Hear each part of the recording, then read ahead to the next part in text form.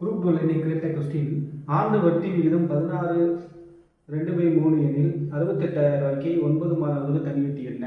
இப்போ என்ன ஃபஸ்ட்டு மாற்றிக்கலாம். 16/2/3 இதை முழுசாக மாற்றினா 50/3. இப்போ 100 R/N/P/I. அப்போ 100 R தெரியும், 50/3 9 மாதங்கள். அப்போ 9 ஒரு வருஷத்துக்கு 12, அப்போ 9/12. அசல் எவ்வளோ? 68,000.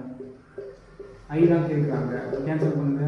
1 3 3 3 9, 1 3 3 4 12, 4 2 2 4 25.